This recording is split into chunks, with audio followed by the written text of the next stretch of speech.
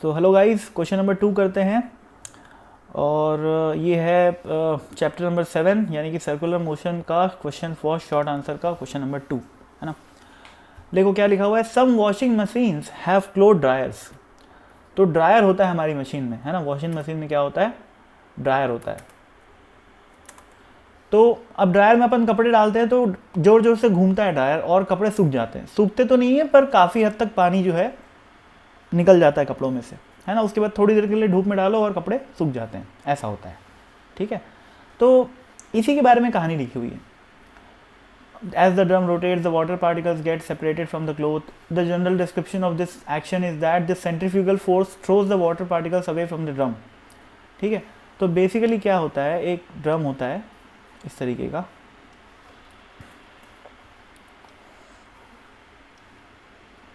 ऐसा ड्रम होता है। ठीक है, और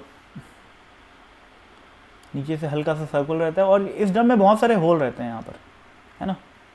बहुत सारे होल रहते हैं और जैसे जैसे ये ड्रम रोटेट करता है, हाई स्पीड में रोटेट करता है ड्रम, तो पार्टिकल जो है, पानी जो है बाहर आ जाता है। ठीक है, अब comment on this statement from the view point of than observer rotating with the drum and the observer who is washing the clothes. यानी कि जो धो रहा होगा कपड़े वो ऑब्वियसली ज़मीन में खड़ा होगा, ड्रम के अंदर तो घुस नहीं जाएगा, तो ग्राउंड फ्रेम है ये। ठीक है, और रोटेटिंग विद द ड्रम मतलब ड्रम फ्रेम।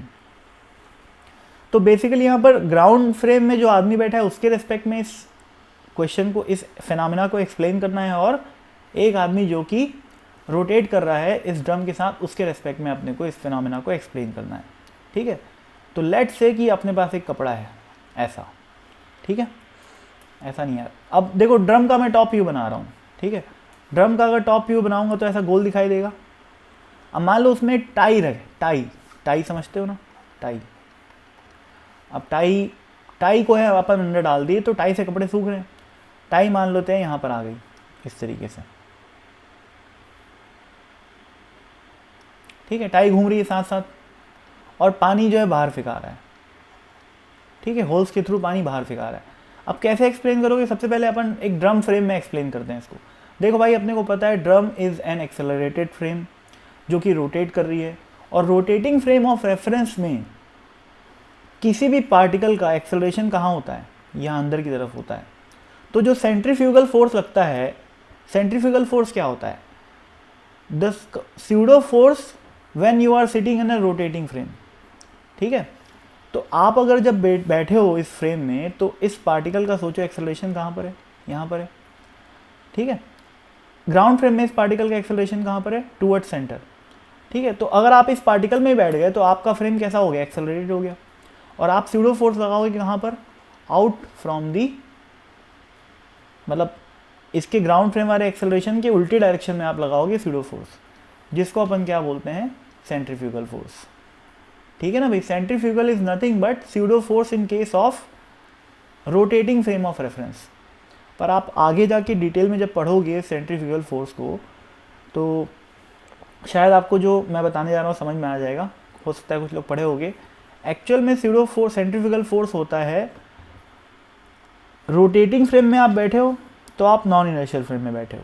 ठीक, नॉन इनर्शियल फ्रेम में बैठे हो तो एक स्यूडो फोर्स लगाओगे, लगा लिए स्यूडो फोर्स। अब उस स्यूडो फोर्स का रेडियली आउटवर्ड वाला component is known as centrifugal force. ठीक है, अब अगर ये समझ में आया हो तो अच्छी बात है, नहीं अगर समझ में आया तो चैप्टर आगे पढ़ो। आपका जो भी क्लास टीचर होगा, जो भी आपका मतलब जो भी आपके टीचर होंगे वो आपको समझा देंगे इस बारे में, है ना। तो ये स्यूडो फोर्स होता है, ये सेंट्रीफ्यूगल फोर्स होता है।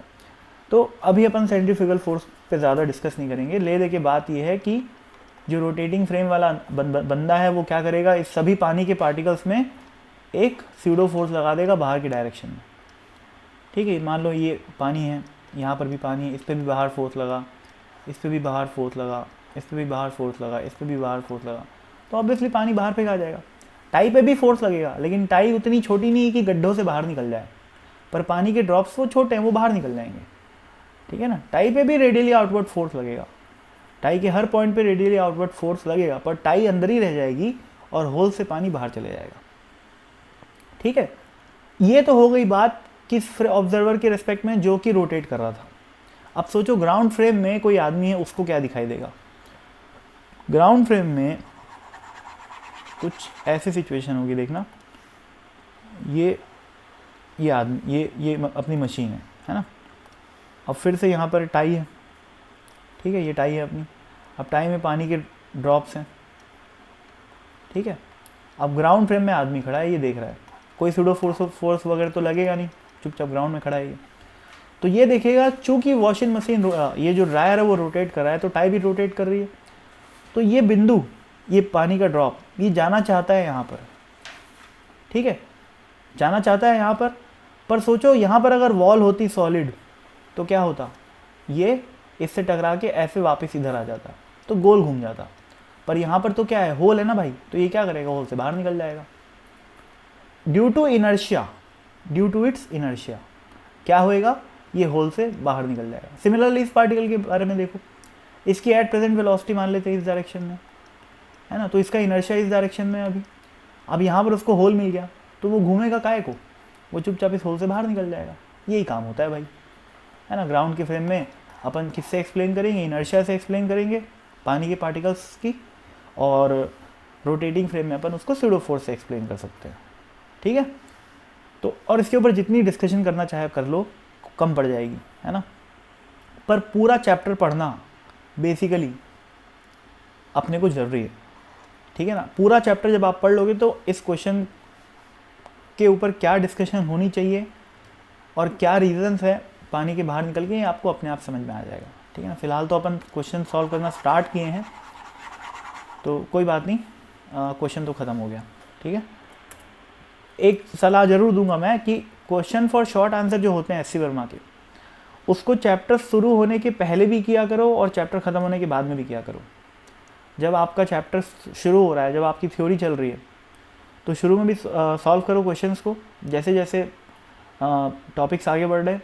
और जब पूरे चैप्टर में अच्छी कमांड आ जाए, जब आप एक्सरसाइज का लास्ट क्वेश्चन कर लो, है ना भाई, आपको लगने लग गया मेरे को सर्कुलर मोशन आता है, तब फिर से एक बार क्वेश्चन फॉर शॉर्ट आंसर को जरूर देखा करो, ठीक है ना। क्योंकि क्वेश्चन फॉर शॉर्ट आंसर काफ़ी डीप होते हैं, लगता है कि बकवास है पर ऐसा नहीं है, बहुत ही ज़्यादा अच्छे लेवल के क्वेश्चंस होते हैं for the purpose of discussion, है ना। तो चलो ठीक है, फिर बाय।